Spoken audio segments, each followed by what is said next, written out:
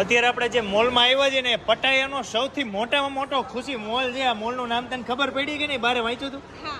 શું હતું? ટર્મિનલ 21.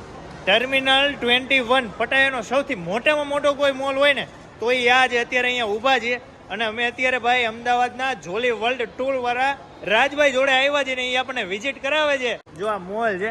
રાજભાઈ મને એ કહો તો હવે કે આ આવી રીતે અહીંયા વચ્ચે કેવી રીતે રાખી દીધો હોય છે? આમ ક્યાંક બીજે ફરતા હોય એવું લાગે છે. ભાઈ આ યુરોપના પેરિસના આઈફિલ ટાવરની રેપ્લિકા છે.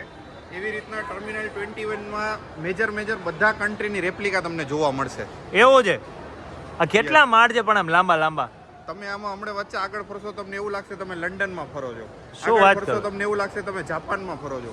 એવી રીતના સારા બધા કન્ટ્રીની થીમ આ મોલમાં લીધી છે. એવું છે?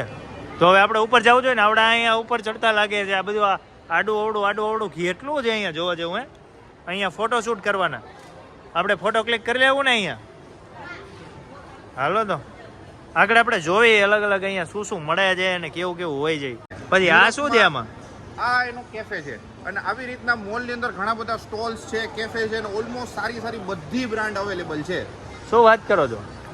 વાહ.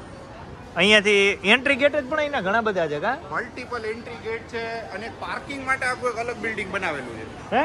પાર્કિંગ માટે અગર જો તમે પટાયા આવતા હોય, સ્પેસિફિકલી જોલી વર્લ્ડ ટૂરમાંથી જો પટાયા આવતા હોય તો આવી નવી વસ્તુ તમને ઘણી બધી જોવા મળશે. એટલે નીચે આપેલા નંબર ઉપર કોલ કરો, તમારી ટ્રીપ બુક કરાવો. અને આખી બિલ્ડિંગ પાર્કિંગ માટે સ્પેશિયલ બનાવેલી છે? જી, પાર્કિંગ માટે આ લોકોએ આખી અલગ બિલ્ડિંગ બનાવેલી છે અને એટલો મોલ છે. હજી અંદર અંડરગ્રાઉન્ડ પાર્કિંગ ને પ્લસ એક અલગ બિલ્ડિંગ. શું વાત કરો છો?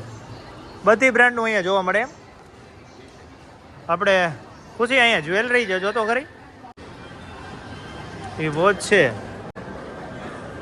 વાહ. બધી એન્ટિક બ્રાન્ડો. જો આપણે ઉપર જશું ને આમ ધીમે